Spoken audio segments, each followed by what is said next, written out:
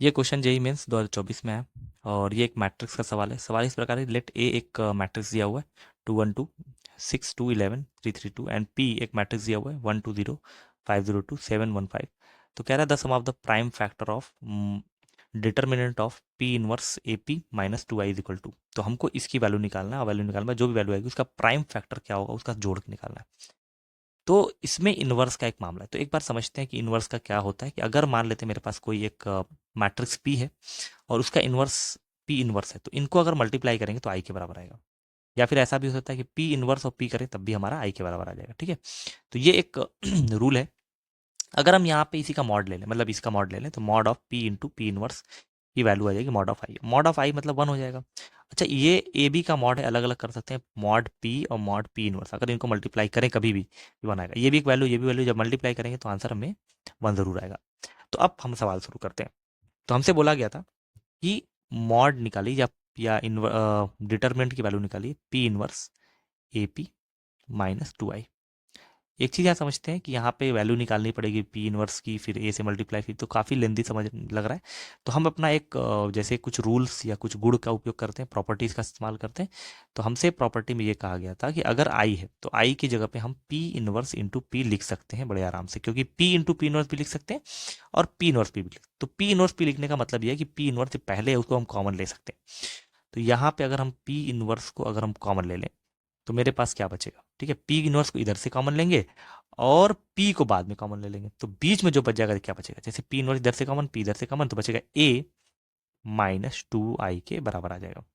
ये हो जाएगा डिटरमिनेंट। अगर सारे के सारे डिटरमिनेंट हैं तो इसका फॉर्मूला क्या होता है, अलग अलग डिटरमिनेंट के भी बराबर होगा। तो पी इनवर्स का डिटरमिनेंट ए माइनस 2 आई का डिटरमिनेंट और पी का डिटरमिनेंट बराबर है। अभी हम पढ़े हैं कि P और P इनवर्स दोनों का अगर डिटरमिनेंट निकाला है तो 1 के बराबर होगा। तो इसका मतलब हो गया कि ये और ये मल्टीप्लाई करेंगे 1 आ जाएगा। तो हमारे पास आंसर क्या गया कि डिटरमिनेंट निकालना है A माइनस 2 आई का। अब A माइनस 2 आई क्या होता है वो हम निकाल लेते हैं। तो A माइनस 2 आई वो एक मैट्रिक्स है, देखते हैं। अब A क्या है, 2 1 2 6 2 11 3 3 2। 2 आई क्या होता है, 2 आई मतलब होता है, तो आई को अगर हम समझाते हैं तो 1 0 1 था, तो 2 से मल्टीप्लाई करेंगे 2 0 0 0 2 0 और 0 0 2, इस तरह का आ जाएगा 2 आई। ठीक है, अब इसको अगर हम माइनस कर देते हैं तो क्या आ जाएगा, 2 में से जाए 0, 1 में 0 1, 2 में 0 2, 6 में 0 जाए 6, 2 में से 0, 11 में 11, तो 3 3 0। ये हमारे पास आ गया ए माइनस 2 आई।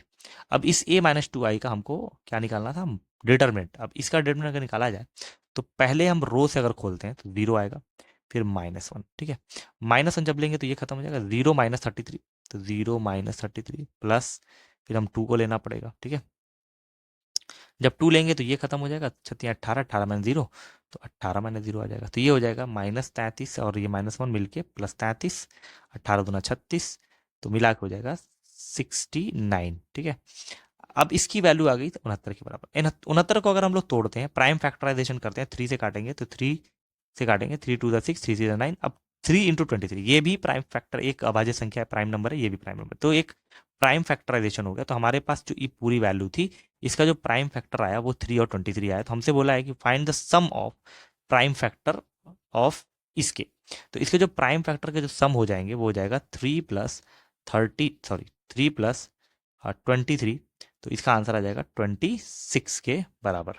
तो ये क्या हो गया हमारा इस क्वेश्चन का फाइनल आंसर हो गया। ये ऑप्शनल क्वेश्चन था जिसमें हमको देखना था कि 26 कहाँ पे, तो हमारा फाइनल आंसर क्या हो गया, 26 के बराबर हो गया।